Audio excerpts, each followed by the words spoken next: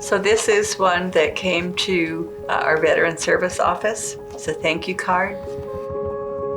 I really appreciate all you have done to help me. I could not have done it on my own. We get heartfelt letters from people who want to acknowledge the change in their life.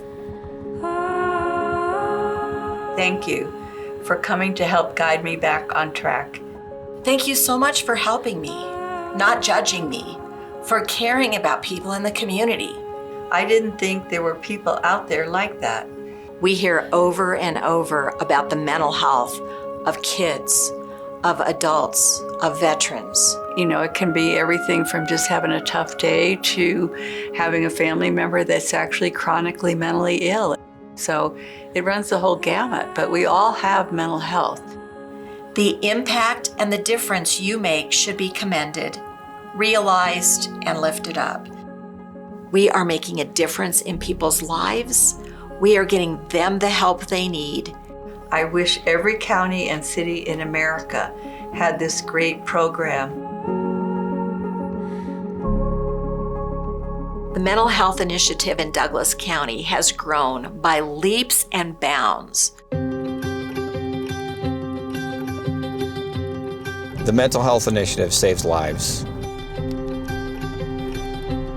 It will save more lives. It has saved lives already.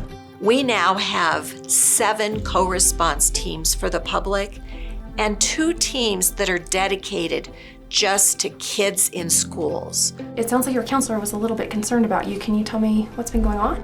We're able to cover all the schools in Douglas County, the private schools, the charter schools, and the district schools. So would you be open if they gave you or your mom a call? And that's been tremendously successful. We know the earlier a child gets help, the better off they will be in the future.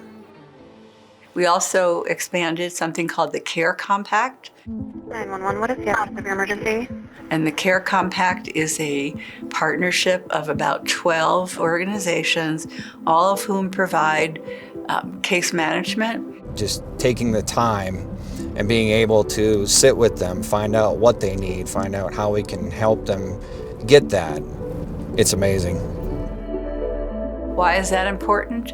Because you cannot just go out and respond to emergency situations. We're here today because we got a phone call that you might want to hurt yourself.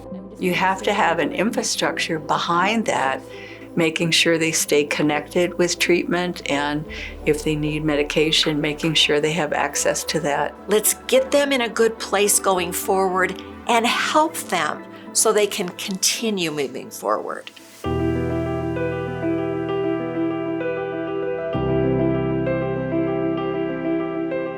Suicide is obviously the ultimate tragedy associated with behavioral health. Programs that focus on postpartum depression, older adults, middle-aged men, LGBTQ+ youth. What does it do to you? Well, try to name something it doesn't do to you. You crawl into your shell and you continue to fight these demons.